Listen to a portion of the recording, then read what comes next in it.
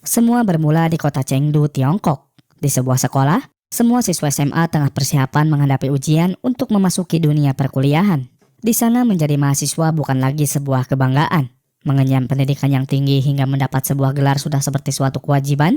Terbukti dari banyaknya buku yang menumpuk di samping para pelajar. Tak ada waktu untuk main-main demi sebuah kelulusan.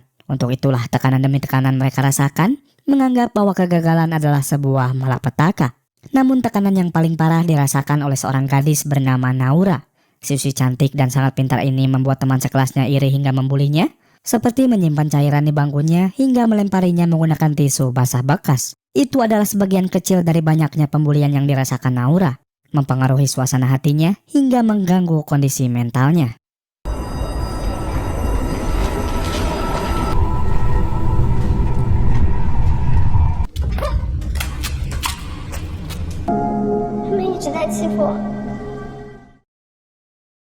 Sin lalu berfokus pada satu-satunya teman Naura bernama Chen Nian.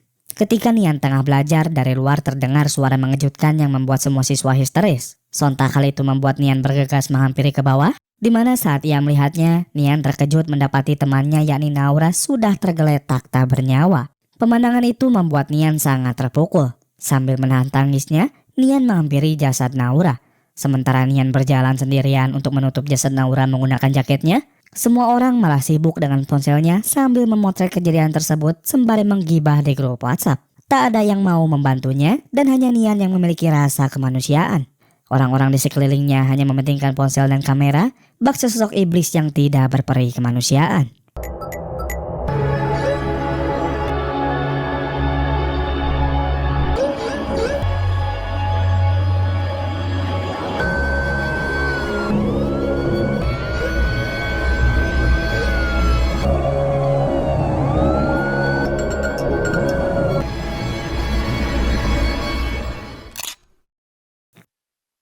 Keesokan harinya, Nian dipanggil ke ruang guru untuk diinterogasi oleh pihak kepolisian.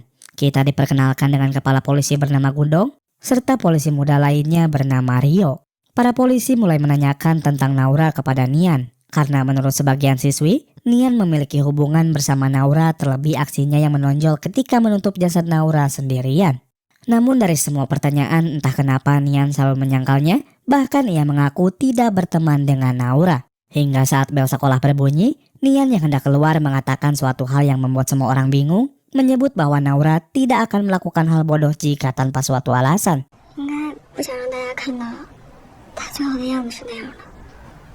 Nian lalu kembali ke kelas, namun entah kenapa para siswa menatapnya dengan aneh. Benar saja saat hendak duduk, Nian mendapati sebuah cairan berada di kursinya, menandakan bahwa ialah target pembulian selanjutnya. Guru kemudian datang dan semua orang berdiri memberi hormat lalu kembali duduk. Guru itu lalu bertanya kenapa Nian tetap berdiri. Namun ketika melihat kursi, guru itu bertanya siapa pelakunya dan tak satu pun dari mereka yang mengaku, sehingga guru itu menyuruh Nian agar berteman dengan baik. Ketika jam makan siang telah tiba, Nian mengantri untuk mengambil makan. Namun dari depan, ia melihat ketiga teman kelasnya sedang membicarakannya.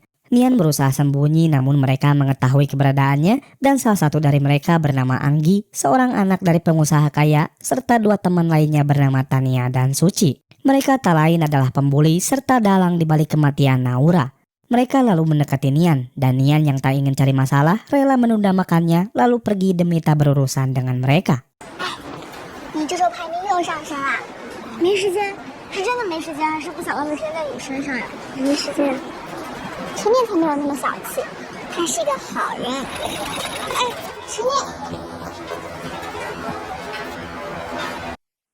Pada sore harinya sepulang sekolah, Nian ditendang oleh Anggi hingga terjatuh. Para pembeli itu mencekik Nian serta mengancamnya agar tetap menutup mulut. Menjadi jelas alasan kenapa ia memilih diam dan tidak melibatkan pihak berwajib, karena ia khawatir tindakan teman-temannya akan menjadi lebih buruk dari sebelumnya.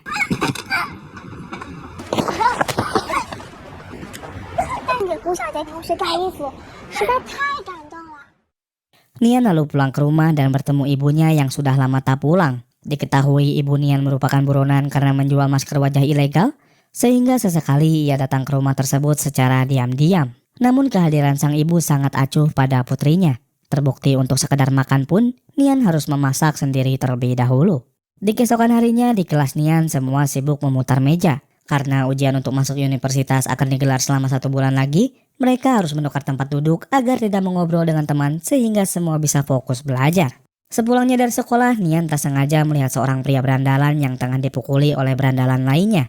Merasa tak tega, Nian lalu mencoba menolongnya dengan menelepon polisi. Namun aksinya tersebut diketahui para berandalan itu sehingga Nian pun dibawa dan ikut dipukuli. Selain itu, para berandalan juga mengambil uang Nian yang hendak ditabung serta merusak ponselnya, membuat pria yang sedang bonyok marah dan balik melawan mereka, hingga pada akhirnya mereka pergi begitu saja.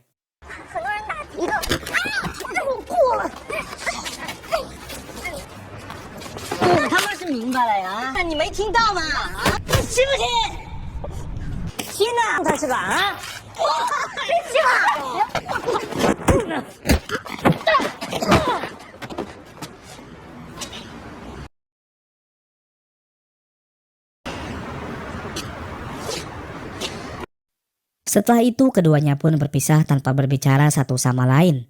Namun setelah lama Nian berjalan, pria berandalan tadi kembali menemuinya dan mengembalikan uang Nian. Tak hanya itu, pria tersebut membawa Nian ke konter HP dan memperbaiki HP-nya yang rusak sebagai bentuk terima kasih karena telah menolongnya. Dari sinilah mereka saling berkenalan, di mana kita sebut saja pria tersebut dengan nama Cakra.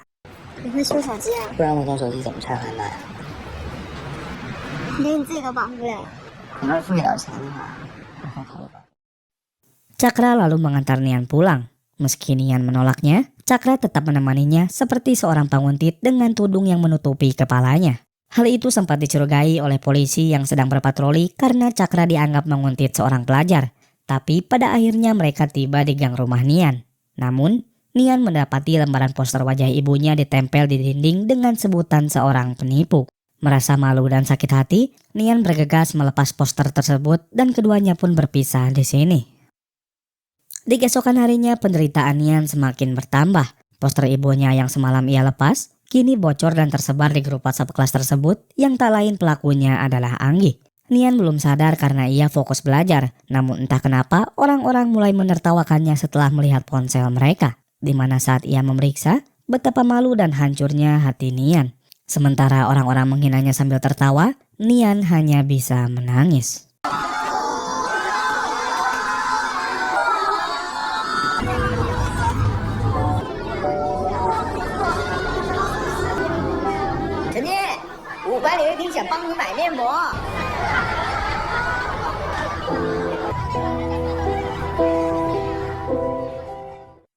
Nian pun pulang dengan tergesa-gesa dan gelisah. Namun di tengah jalan ia bertemu dengan Cakra yang menawarkannya tumpangan, di mana tanpa pikir panjang Nian langsung naik dan meminta Cakra untuk membawanya pergi kemanapun. Awalnya Cakra kebingungan dan Nian tak berbicara sedikit pun selain hanya menangis. Cakra lalu membawa Nian ke rumahnya yang terletak di bawah jalan tol. Ia lalu merapikan rumahnya yang berantakan sebelum kemudian mempersilahkan Nian untuk masuk menenangkan diri. Kondisi rumah Cakra yang serba sederhana tak membuat Nian komplain. Mereka bahkan makan bersama-sama, namun setelah itu terjadi kesalahpahaman di antara mereka. Nian memeriksa grup WhatsApp hanya untuk mendapati bahwa teman kelasnya masih saja membicarakan ibunya hingga membuat suasana hatinya kesal. Ponsel Nian terus berbunyi dan Cakra menganggap bahwa Nian sedang bertengkar dengan pacarnya. Cakra lalu bertanya kenapa Nian mau kesini jika memiliki pacar, dan Nian yang sedang kesal berkata bahwa Cakra so tahu dan tidak memiliki sopan santun. Mendengar hal itu, Cakra lalu memojokkannya karena dianggap kurang ajar. Cakra bahkan membenarkan bahwa alasannya tidak memiliki sopan santun itu karena ia merupakan seorang berandalan.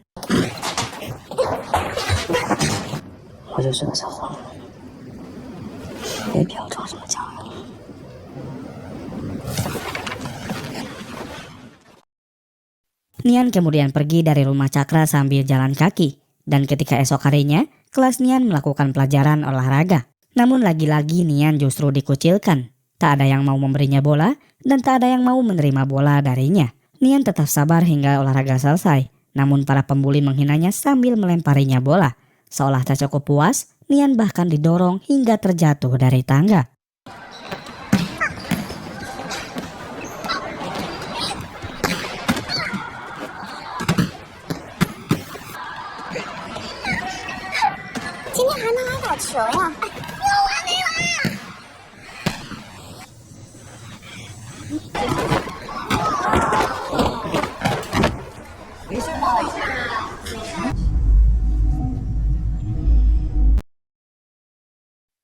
Nian lalu mengobati lukanya ke ruang UKS dan ia dihampiri salah satu teman kelasnya yang masih peduli serta menyemangatinya untuk bersabar karena mereka hanya butuh 1 bulan lagi untuk keluar dari sekolah ini.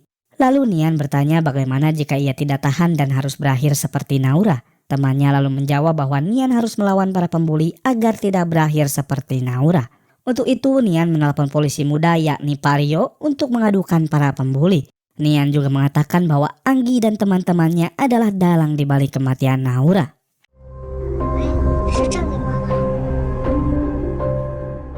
Singkat cerita, Anggi, Tania, dan Suci diinterogasi oleh pihak kepolisian atau lebih tepatnya oleh polisi Rio. Dan tak kenapa, Rio terlihat sangat marah seolah-olah ia sangat benci pada para pembuli. Rio lalu bertanya kenapa mereka mendorong Nian hingga terjatuh dari tangga. Anggi dengan santai menjawab bahwa mereka hanya sedang bercanda. Beberapa kali Rio bertanya, jawaban mereka terdengar sangat menjengkelkan. Bahkan mereka menyebut bahwa kematian Naura adalah pilihannya sendiri, yang dimana orang-orang lemah lebih baik mati daripada harus jadi beban negara. Anggi memang terkenal sebagai gadis pintar, namun cara dia bicara seperti anak yang tidak dididik baik oleh orang tuanya.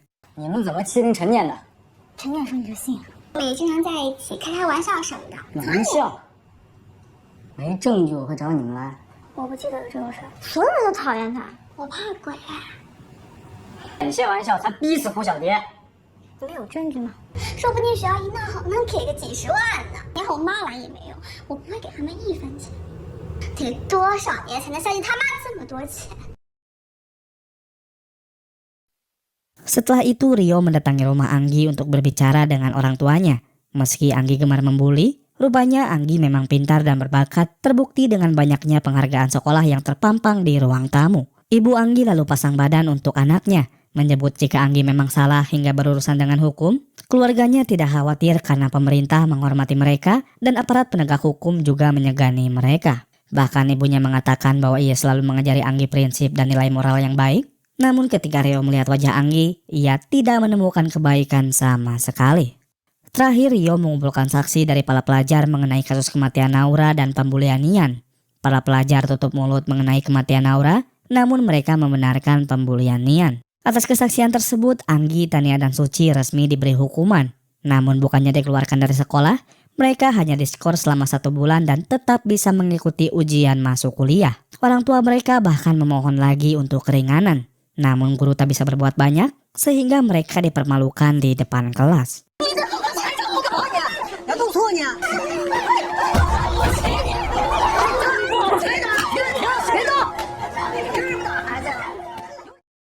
Sepulangnya sekolah, Nian diantar oleh Pak Rio. Rio meminta maaf hanya bisa memberi hukuman ringan pada para pembuli, yang dimana mengenai kasus kematian Naura, pihak kepolisian tidak memiliki bukti yang kuat. Nian sedikit kecewa pada sistem hukum di negaranya. Ia tahu alasan mengapa para pembuli hanya diberi hukuman ringan, tak lain karena campur tangan keluarga Anggi. Rio lalu meminta Nian untuk melapor padanya jika terjadi sesuatu lagi. Rio juga bercerita bahwa ia sangat membenci para pembuli, terlebih dulu Rio merupakan korban pembulian. Menjadi jelas alasan mengapa ada polisi baik seperti Rio yang mau mengurus kasus pembulian secara sukarela.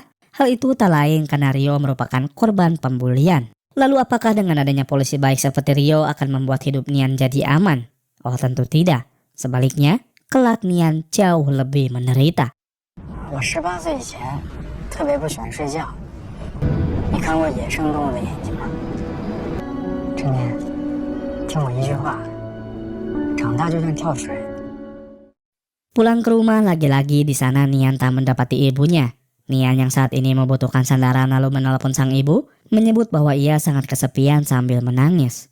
Ibunya pun hanya bisa menjawab bahwa Nian harus selalu sabar dan sabar. Jawaban itu sudah beribu kali didengar Nian. Meski begitu, ia selalu menyayangi ibunya. Bahkan Nian bertanya apakah ibunya memiliki uang untuk tinggal di sana, yang dimana sang ibu menjawab agar Nian tidak usah mengkhawatirkannya dan fokus saja untuk belajar. Nian lalu mengatakan hal yang menyentuh pada ibunya, menyebut bahwa setelah ia kuliah nanti, Nian mengajak ibunya membuka toko di depan kampusnya untuk menjual barang-barang legal serta mari kita sama-sama menghasilkan uang halal. Perkataan Nian membuat sang ibu merasa sangat tertampar, membuat sang ibu tersenyum seolah tercerahkan, hingga pertama kalinya sang ibu bersyukur memiliki anak sebaik Nian. Mereka mulai mengobrol semalaman, membuat Nian menangis tak kuasa menahan rindunya. 等我考上北京就都好了。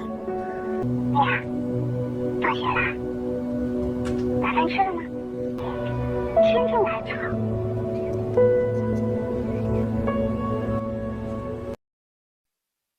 Keesokan harinya Nian menemui gurunya yang memutuskan untuk berhenti mengajar. Usut punya usut, alasan sang guru berhenti karena ia tidak enak setelah mendiskors siswi pintar seperti Anggi, yang dimana hal itu membuat Nian terpukul dan merasa bersalah. Namun sang guru menguatkan Nian dan membenarkan tekadnya, menyebut bahwa Nian harus berusaha keras agar bisa lulus dan kuliah. Guru baru pun diperkenalkan, namun tetap saja Nian masih merasa bersalah. Bahkan ketika kelasnya melakukan foto bersama hingga tertawa bersama, Nian hanya diam memikirkan penyesalannya. Ketika Nian pulang, ia sudah ditunggu oleh para pembuli yang dendam padanya hingga membawa tikus untuk dimasukkan ke seragamnya. Bahkan Anggi terlihat memegang cutter, menjelaskan bahwa mereka tak peduli jika harus membunuh. 像胡小姐一样。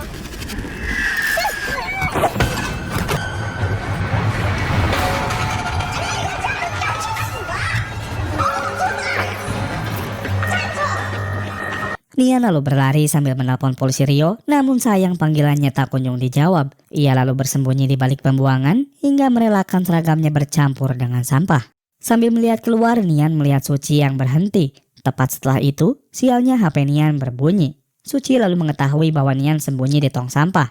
Namun entah kenapa Suci tidak membocorkannya, hingga para pembuli memutuskan untuk kembali menunggu di rumah Nian. Di waktu bersamaan, polisi Rio menelpon dan bertanya, namun Nian berkata bahwa ia salah sambung. Nian takut jika ia menceritakannya, kelak para pembuli akan berbuat lebih nekat. Untuk itu Nian memilih diam, menganggap bahwa dirinya memang terlahir untuk menderita. 劝他家，我就不相信他不回去。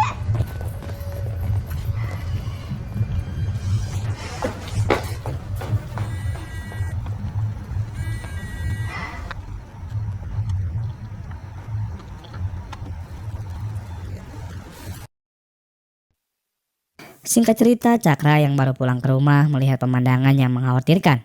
Terlihat Nian yang duduk di luar sembari menangis dengan seragam yang serba lusuh, bau, dan kotor. Tak tega, Cakra lalu membiarkannya masuk untuk membersihkan diri. Nian kemudian mencuci seragam yang akan ia gunakan besok karena ia tak bisa pulang ke rumah, sebelum kemudian mengeringkannya dan berharap bisa ia pakai di pagi hari. Cakra bahkan membiarkan Nian menggunakan bajunya. Dan karena Nian enggan melapor polisi lagi, ia meminta Cakra untuk melindunginya dan bersedia membayar menggunakan uang sakunya. Cakra lalu setuju, dan ia pun menyuruh Nian untuk segera tidur di kasurnya agar tidak terlambat sekolah, sementara Cakra tidur di tempat duduk. Setelah itu Cakra bertanya kenapa dulu Nian meremehkannya. Nian menjawab bahwa Cakra salah paham, terlebih Nian tidak tertarik untuk berpacaran, karena fokusnya saat ini hanya belajar agar lulus ujian dan kuliah. Lalu Cakra bertanya kenapa Nian mau tidur di rumahnya yang sederhana serta jauh dari kata nyaman. Nian lalu menjawab bahwa ia tak peduli dan sudah terbiasa hidup begini. Cakra terkejut dengan jawaban Nian. Ia sadar bahwa kehidupan dan penderitaan Nian tak jauh berbeda dengan dirinya. 作业本给我。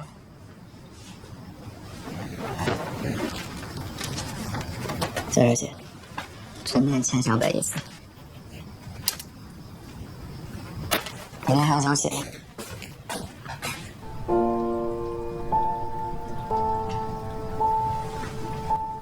Keesokan paginya dengan seragam yang masih basah, Nian bersiap untuk sekolah, sementara Cakra siap bekerja dengan mengantarnya berangkat. Dan agar tidak dicurigai penguntit oleh polisi, Cakra mengantar Nian sambil menjaga jaraknya. Meski Nian harus memberi uang jajannya kepada Cakra, namun hal itu sepadan dengan kinerjanya. Terbukti ketika ia setiap hari pergi dan pulang sekolah, Nian selalu aman dan selamat.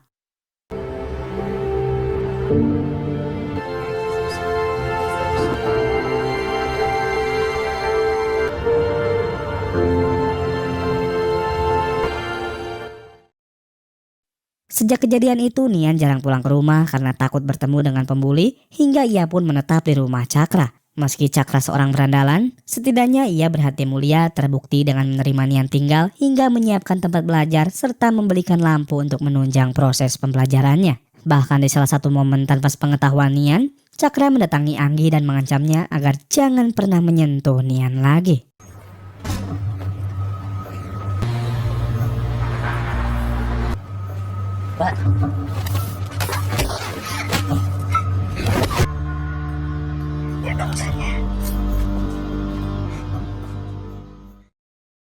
Suatu hari sebelum menjemput Nian di sekolah, Cakra bermain-main dengan temannya. Ia lalu terlibat cekcok dengan berandalan lainnya hingga membuat wajahnya bonyok. Cakra yang tengah babak belur tak melupakan pekerjaannya untuk menjemput Nian sehingga ia pergi menuju sekolah. Sementara itu Nian yang hendak pulang dihampiri oleh Suci. Sambil menangis, Suci bertanya siapa yang melindungi Nian selama ini, menyebut bahwa kini Suci jadi target pembulian serta ingin dilindungi juga. Nian tak menjawabnya, namun karena tak tega, malam itu Nian mengantar Suci pulang. 为什么会轮到我？我明明什么都替他们。是谁在保护你？他也可以保护我吗？陪你走回家吧。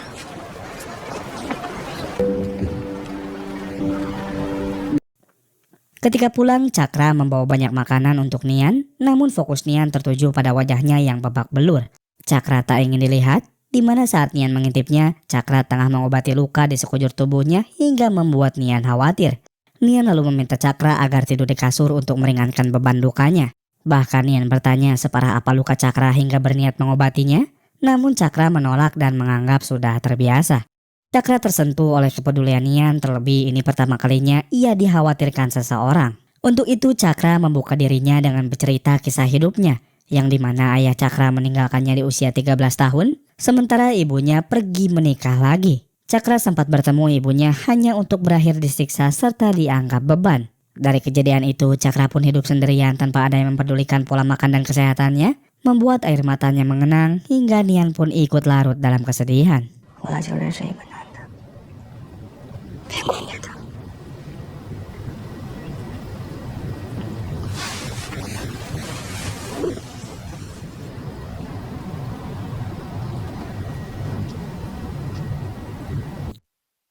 Sejak saat itu hubungan mereka pun kian erat. Sesekali Cakra mengajak Nian untuk menunjukkan dunia luar, begitu pula dengan Nian yang membimbingnya untuk belajar. Terkadang mereka kerja sampingan untuk menghasilkan uang, naik motor untuk mengelilingi seluruh kota, berangkat dan pulang sekolah dengan ceria, hingga Nian tak menyangka hidupnya lebih bahagia bersama Cakra yang merupakan seorang berandalan.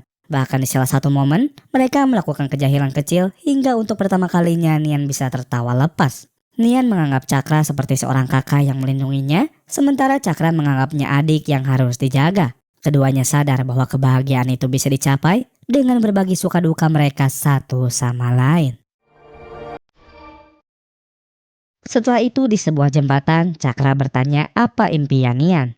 Nian lalu menjawab bahwa impiannya adalah sukses dan bisa pergi jauh bersama Cakra. Jawaban tersebut membuat Cakra tersentuh hingga mengatakan agar Nian tak perlu lagi membayar Cakra untuk melindunginya, menyebut bahwa Nian harus membayarnya dengan mewujudkan impian mulia tersebut. Karena bagaimanapun, seorang kakak akan terus melindungi adiknya sampai ia sukses dan bahagia.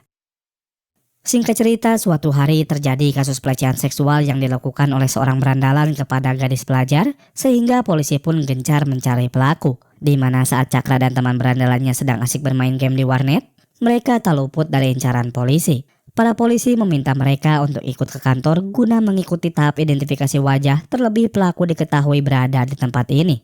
Cakra dan temannya yang merasa tidak bersalah tak memiliki pilihan lain selain menurut.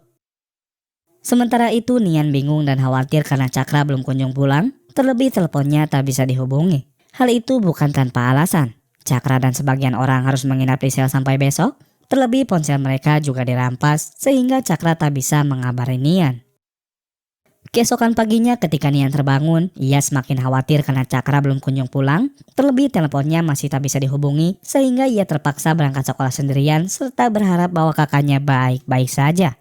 Singkat cerita, Cakra dan teman berandalannya mengikuti tahap identifikasi tersangka yang disaksikan juga oleh seorang gadis pelajar selaku korban. Beruntungnya tidak ada satupun dari mereka yang dijadikan tersangka, bahkan berandalan itu justru berani mengolok-olok polisi saking bosannya keluar masuk penjara.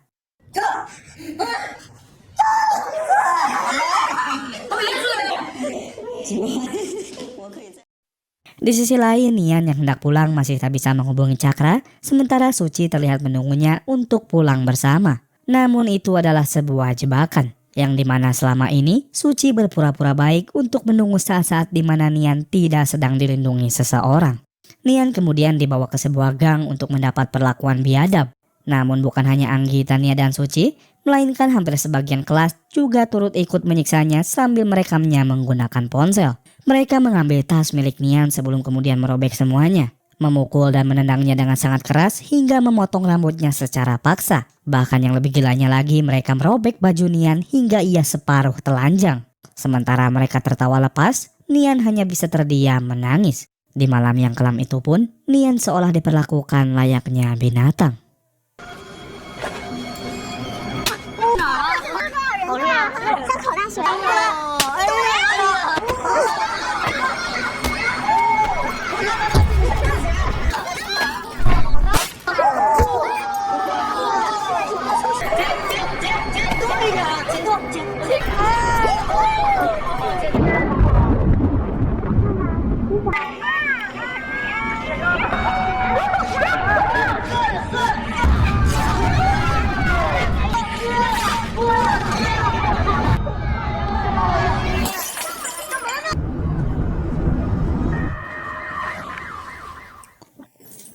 Tindakan mereka terhenti oleh pemilik rumah yang melempar botol agar semua bubar, di mana Anggi seketika terdiam setelah menyadari bahwa di situ terdapat CCTV yang dengan jelas merekam tindakan bejat mereka. Sementara itu, Cakra yang baru saja dibebaskan polisi segera menghubungi Nian untuk mengetahui kabarnya.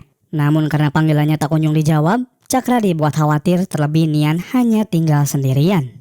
Untuk itu Cakra bergegas pulang, di mana saat membuka pintu, ia mendapati sebuah pemandangan yang sangat memprihatinkan. Nian yang malang terlihat duduk bersimpuh sambil berusaha menyambung lembaran kertas seraya menangis terseduh-seduh dengan rambut dan seragam yang berantakan hingga luka parah di bagian wajahnya. Sontak kali itu membuat perasaan Cakra hancur. Dengan emosi yang meledak-ledak, Cakra mengambil perkakas untuk membalas perbuatan mereka. Namun Nian segera mencegah dengan memeluknya. Meski Nian membenci para pembuli, namun untuk saat ini ia hanya ingin ditemani oleh kehadiran sesosok kakak. Di mana setelah itu, Nian meminta Cakra untuk memangkas sisa rambutnya, membuat Cakra tak kuasa menahan tangisnya, sehingga Cakra juga memangkas rambutnya sendiri. Lalu setelah keduanya selesai, mereka kemudian melakukan selfie untuk sebuah perjanjian. Sebuah foto yang menggambarkan simbol untuk saling melindungi dan sebuah janji untuk selalu bersama. Singkat cerita, sehari menjelang ujian kelulusan, video penganiayaan terhadap Nian mulai tersebar. Baik melalui CCTV pemilik rumah maupun rekaman dari ponsel para pembuli itu sendiri, hingga para pembuli mulai cemas jika pihak berwenang mengetahui perbuatan mereka terhadap Nian. Di pagi hari itu entah kenapa ibu Nian tiba-tiba menelpon tak seperti biasanya. Si ibu lalu bertanya apakah Nian sudah mandi, sudah sarapan dan sudah siap berangkat, membuat Nian terharu dengan perlakuan ibunya yang peduli. Bahkan si ibu menyemangati Nian yang hendak melakukan ujian hingga berdoa agar putrinya mendapat nilai tertinggi. Saat itu semenjak Nian menceritakan impiannya, ibu Nian pun seolah tercerahkan. Kini ibu Nian mengatakan bahwa ia telah berhenti menjual produk ilegal, serta meminta Nian sabar untuk menunggu kepulangannya. Sang ibu bahkan berterima kasih dan bersyukur telah melahirkan Nian dari rahimnya, membuat keduanya menangis bahagia. Di waktu bersamaan, seorang guru membagikan kartu peserta untuk mengikuti ujian di keesokan hari, di mana saat Nian dipanggil, semua siswa sontak menatapnya, terlebih penampilannya terlihat berbeda. Meski dipandang sebelah mata, namun Nian tak peduli. Bahkan saat teman sebangkunya melirik sinis, Nian yang sekarang berani menatap balik. Singkat cerita, sepulangnya sekolah, Nian lalu dihampiri oleh Anggi. Karena video penganiayaan terhadap Nian semakin tersebar, Anggi lalu meminta maaf dan mengaku menyesal serta meminta agar Nian jangan melaporkannya ke polisi. Nian tetap diam tak peduli. Namun Anggi terus mendesaknya, mengatakan bahwa ia sudah meminta semua temannya untuk menghapus video tersebut. Bahkan Anggi siap memberi uang yang banyak agar Nian tak melaporkannya ke polisi.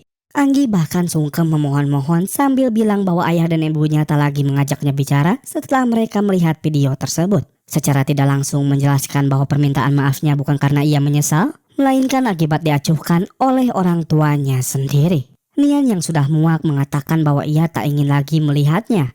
Anggi tak puas dengan jawaban Nian, dan dari sinilah kita mengetahui bahwa watak pembuli akan selalu menjadi penindas selagi hal itu dapat membuat mereka merasa puas. Karena Nian bilang tak ingin lagi melihatnya, maka Anggi melarangnya untuk masuk ke universitas yang sama. Anggi bahkan kepedean menganggap bahwa Nian tak akan melaporkannya ke polisi, hingga Anggi berpikir untuk berteman dengan rakyat jelata seperti Nian meski sebenarnya Anggi tak sudi. Ia bahkan mengatakan hal yang sangat tercela, menyebut jika Nian berteman dengannya Anggi bisa saja melunasi hutang ibu Nian, menunjang kebutuhan hidup mereka agar tidak miskin, kotor, dan bau. Yang dimana dengan begitu, ibu Nian tak perlu kabur-kaburan seperti seorang pelacur.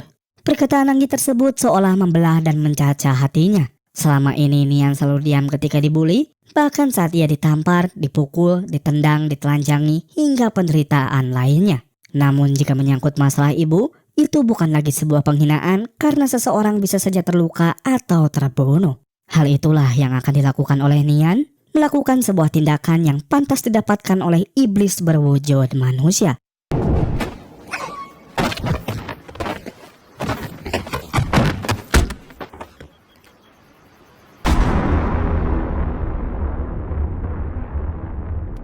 Anggi resmi tewas di tangan Nian. Ia sadar bahwa kini masa depannya sudah hancur serta berniat menyerahkan diri ke polisi. Sebelum itu Nian bertemu dengan Cakra untuk berpisah, menjelaskan bahwa ia sudah membunuh Anggi yang memprovokasinya hingga ia akan pergi menyerahkan diri. Namun Cakra segera mencegahnya. Meski Nian telah membunuh, bukan berarti tindakannya salah. Cakra akan pergi mengurus jasad Anggi, mengingat besok Nian harus mengikuti ujian. Nian lalu menolaknya, mengatakan bahwa ia tak ingin mengorbankan Cakra sampai terlibat dalam pembunuhan ini. Namun Cakra meminta Nian untuk tidak khawatir, terlebih Nian memiliki hutang untuk membawa Cakra kabur dari neraka ini. Maka dari itu Nian tidak perlu menyerahkan diri dan harus bersiap untuk ujian besok. Sementara Cakra akan mengurus jasad Anggi dan tetap melindungi Nian layaknya seorang kakak. Terakhir Cakra berpesan jika mereka berdua tertangkap, mereka harus mengelabui polisi dan mengaku tidak saling mengenal. Meski tak ingin Cakra terlibat, Nian tak memiliki pilihan lain.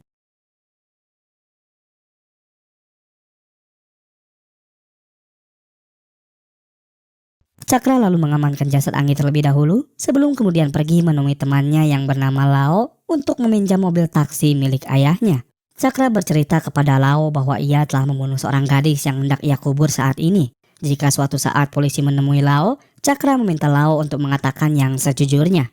Setelah itu, Cakra membawa jasad Anggi menggunakan mobil menuju tempat proyek sebelum kemudian menguburnya.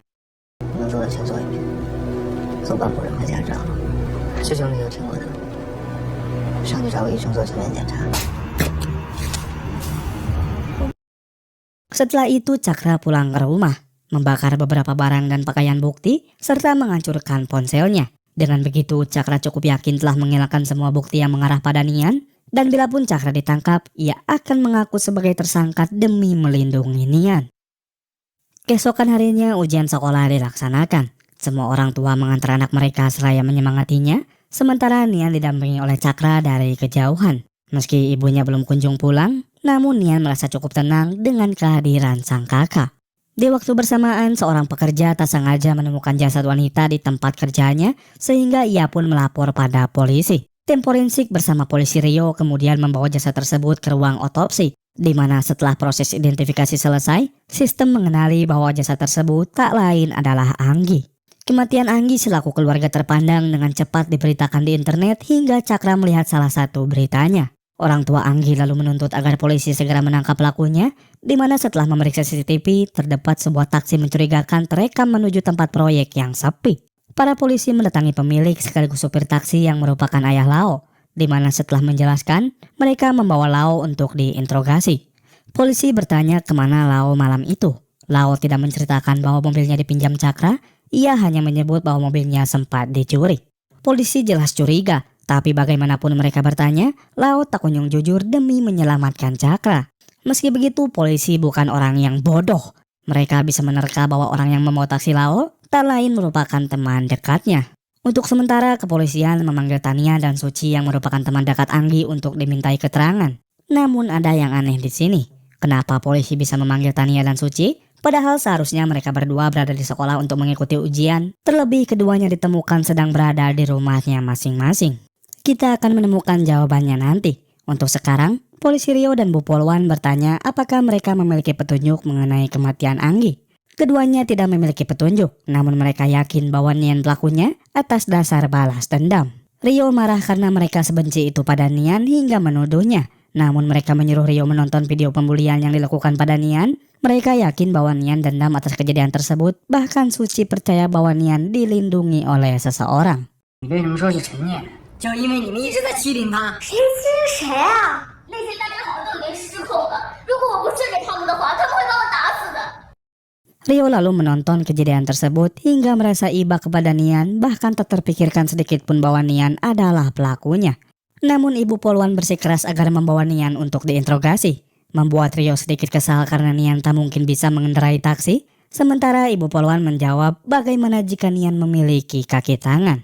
Di sisi lain, ujian hari pertama berjalan dengan mulus. Nian bahkan menyelesaikannya dengan lancar sebelum kemudian pulang ke rumahnya.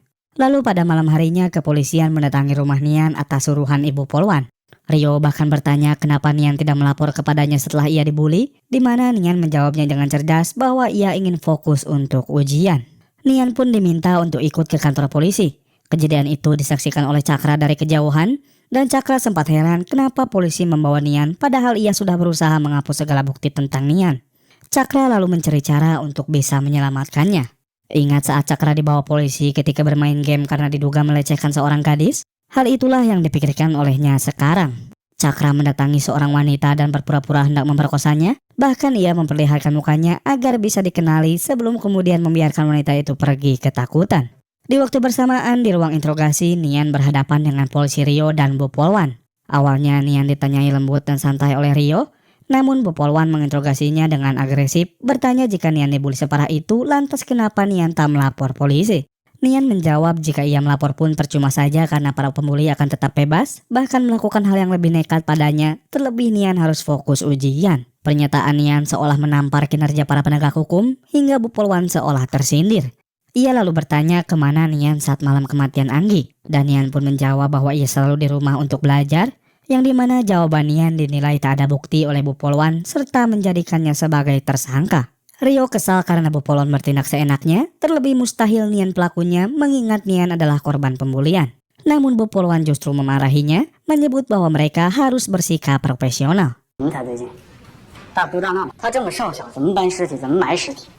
我认为你现在带着情绪已经严重影响了你的判断能力。你这什么态度？共犯总是有可能的吧？ Di waktu bersamaan terlihat seorang gadis sedang melapor bahwa ia dilecehkan seorang berandalan dan kepala polisi meminta Bu Polwan untuk mengusutnya, terlebih sang pelaku mungkin terlibat atas kematian Anggi. Di mana saat Bu Polwan pergi, kepala polisi memerintahkan Rio untuk membebaskan Nian, namun dengan syarat pengawasan karena bisa saja Nian memiliki kaki tangan. Tindakan Cakra rupanya berhasil. Nian lalu dibebaskan dan bisa pergi mengikuti ujian, meski kini ada polisi yang mengawasinya. Di hari itu ujian Nian tak berjalan mulus akibat beban pikiran dan tekanan yang ia terima hingga Nian terlihat seperti depresi. Namun untuk sejenak Nian mengingat kembali perkataan dan janjinya bersama sang kakak, di mana hal itu dapat membantunya tenang bahkan sampai ia menyelesaikan ujiannya di keesokan hari. Nian pun hendak pulang menuju rumah sembari tetap diawasi oleh polisi.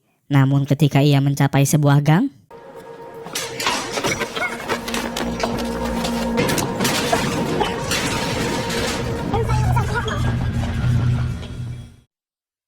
pria bertudung itu rupanya Cakra yang menyamar. Ia lalu membawa Nian ke sebuah gedung terbengkalai serta meminta Nian untuk berpura-pura sedang dilecehkan olehnya. Nian menolaknya karena hal itu bisa membuat Cakra ditangkap, terlebih para polisi terlihat mendobrak pintu masuk. Namun hal itulah yang diinginkan Cakra agar Nian terbebas dari pengawasan. Cakra tahu bahwa lambat laun polisi akan menetapkan Nian sebagai tersangka. Untuk itu Cakra berniat menjadikan dirinya sendiri sebagai tersangka, meminta agar Nian menganggapnya sebagai jalan tumpuan menuju impiannya. Waktu mereka sangat terbatas, pintu masuk hampir terbongkar akibat didobrak para polisi. Meski begitu, Nian dengan keras menyatakan tak ingin meninggalkan Cakra serta tak ingin berpisah bersama sang kakak, terlebih mereka sudah berjanji untuk selalu bersama. Perkataan itu membuat Cakra tersentuh. Ia meminta maaf harus meninggalkannya sementara waktu, menyebut bahwa Cakra masih di bawah umur sehingga ia tak akan dihukum. Dengan terpaksa Cakra harus memulai sandiwaranya, sementara Nian terdiam sambil menangis. Nian tak menyangka Cakra bertindak sejauh ini demi dirinya.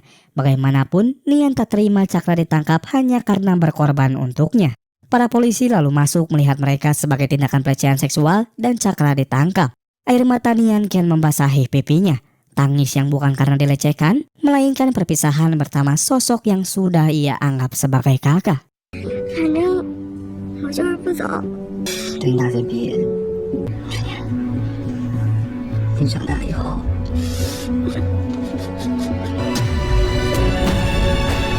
叫我们都闭嘴！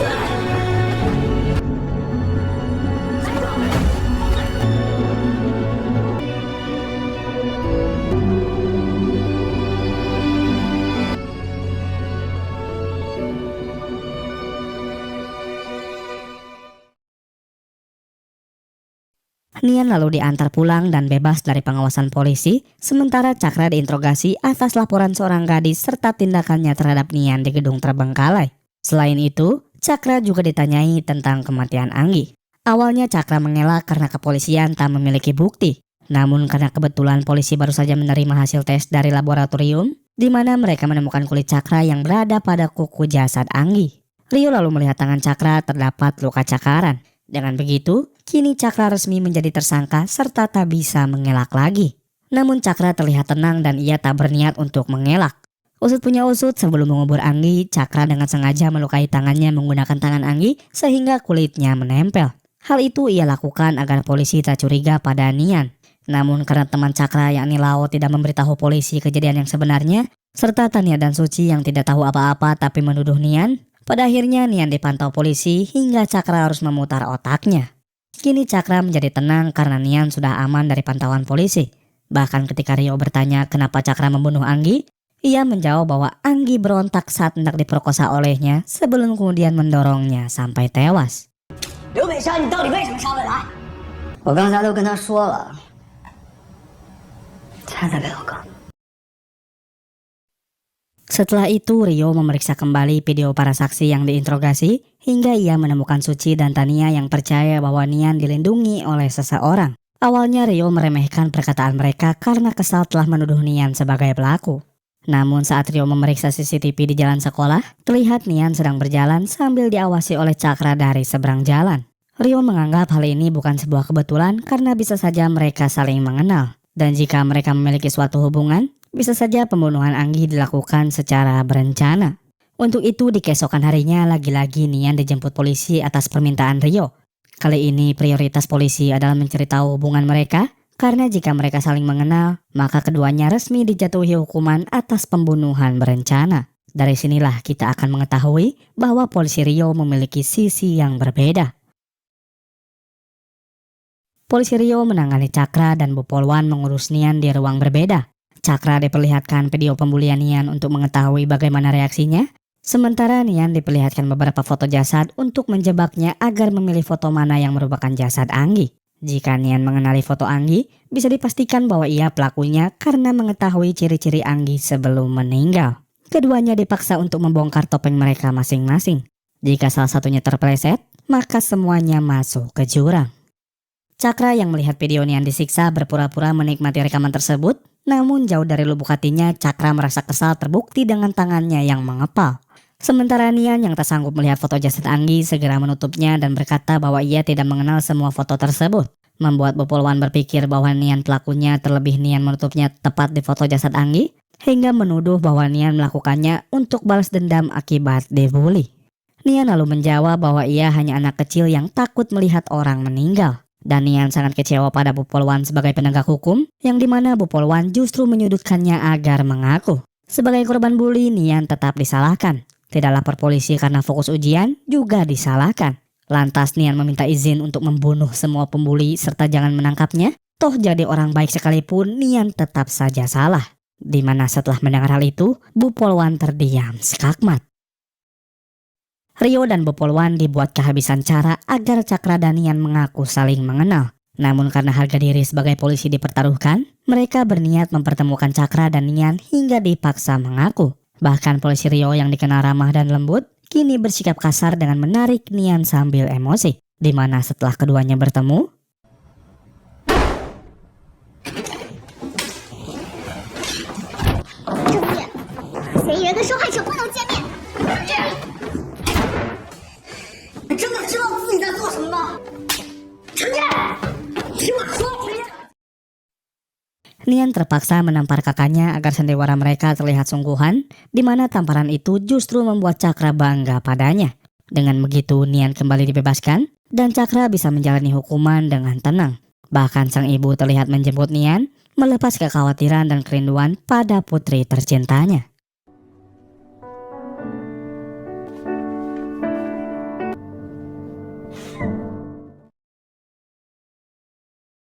Keesokan harinya ujian resmi selesai. Semua pelajar merayakannya dengan melempar ribuan kertas sebagai bentuk apresiasi. Semua siswa merasa ceria dan bebas, sementara Nian hanya bisa termenung di bawah kebahagiaan mereka. Nian memang bebas dari tekanan sekolah, bebas dari para pembuli, serta bebas dari hukuman. Namun apalah sebuah kebebasan jika tanpa kehadiran sang kakak. Kehadiran yang bisa mewarnai hidupnya, serta membuatnya tertawa dengan lepas. Andai Nian tahu perpisahan mereka membuat hidupnya semakin hampa, maka Nian merasa sangat menyesal telah membiarkan kakaknya pergi. Ia hanya berharap waktu bisa terulang sebelum kemudian menangis meratapi nasibnya.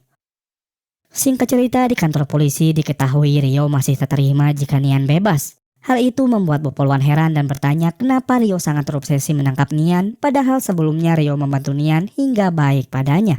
Rio tak bisa menjawabnya, namun satu hal yang pasti, ia akan melakukan segala cara.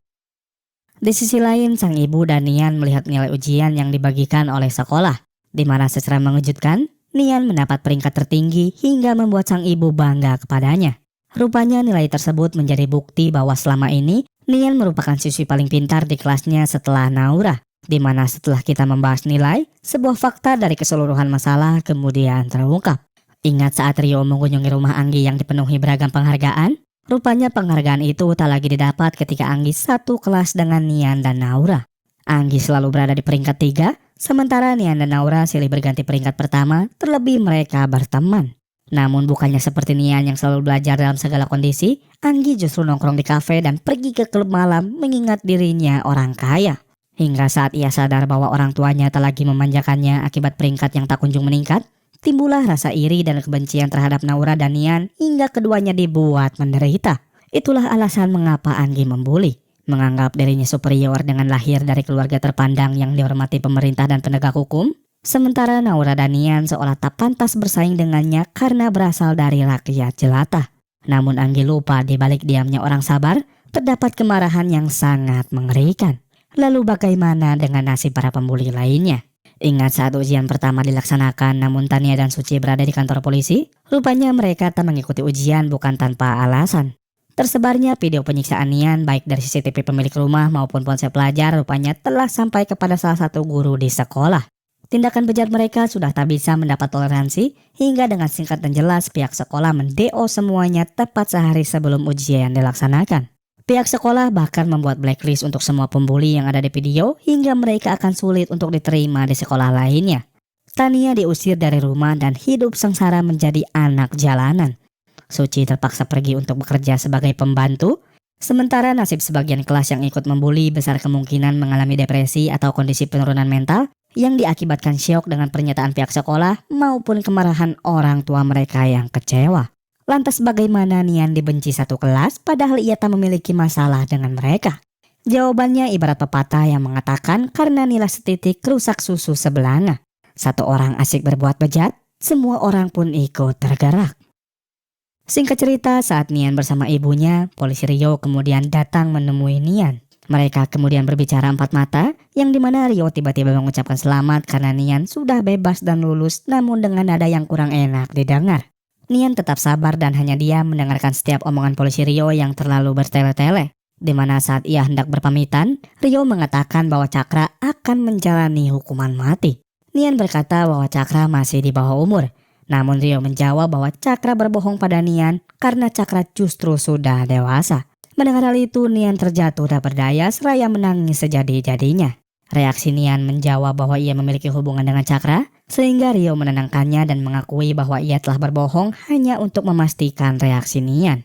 对了，有个好消息忘记告诉你，前几天庭审，他不是还没成年呢吗？他骗你的，刘北山已经成年了，真的。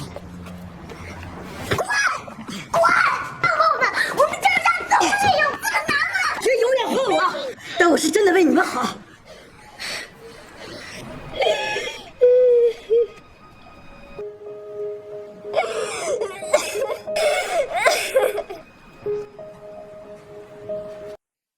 Rio membohongi Nian dengan alasan ingin membantunya, karena sebetulnya Cakra dijatuhi hukuman 10 tahun, bahkan hukumannya bisa berkurang hanya jika Nian mengaku. Selama ini Rio selalu membantu dan baik pada Nian. Namun ketika Anggi tewas dan Nian dijadikan sebagai terduga pelaku, kepribadian Rio seolah berubah menjadi egois, pemarah, bahkan kasar pada Nian.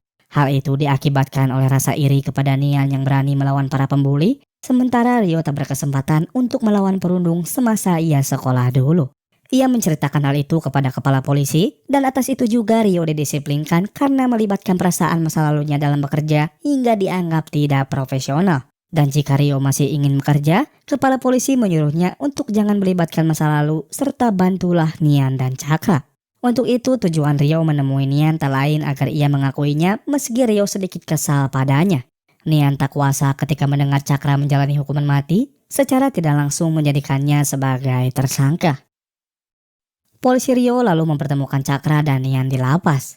Melihat sang adik menemuinya bersama polisi Rio, menandakan bahwa sandiwara mereka terungkap hingga Cakra tak kuasa menahan air matanya sebab sang adik akan menjalani hukuman. Namun Nian berusaha tetap tegar di hadapan Cakra, seolah meminta maaf karena tak bisa menyembunyikan rasa kepeduliannya, hingga Nian memilih bersama dengan sang kakak meski dengan kondisi sama-sama mendapat hukuman. Cakra tak kecewa padanya. Ia bangga Nian sudah berjuang, bahkan Cakra bersyukur sang adik masih mempedulikannya. Mereka kemudian dibawa ke lapas yang berbeda, serta menjalani hukuman selama 4 tahun penjara. Terpisah oleh ruang dan waktu, namun saling terikat oleh janji untuk selalu bersama.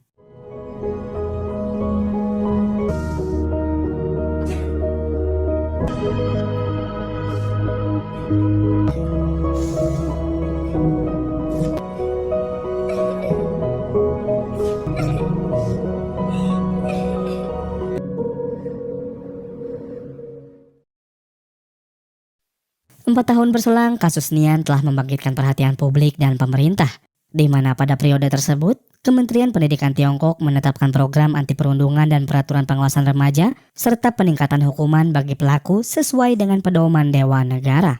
Hal itu secara tidak langsung menjadikan Nian sebagai pelopor perubahan regulasi dan penetapan sistem hukum baru, bahkan angka kasus pembulian dilaporkan semakin menyusut secara signifikan di setiap tahunnya. Namun perjuangan Nian belum berakhir. Kini di suatu sekolah, Nian terlihat menjadi seorang guru bahasa Inggris sambil mengedukasi murid-muridnya tentang pentingnya saling melindungi. Itu adalah pilihan yang bijak bagi Nian dengan menjadikannya sebagai guru yang bisa terhubung langsung dengan hati muridnya. Berpikir bahwa kesuksesan bukan hanya tentang uang semata, melainkan bagaimana ia menyampaikan kebaikan agar anak-anak tumbuh dengan sikap berperi kemanusiaan.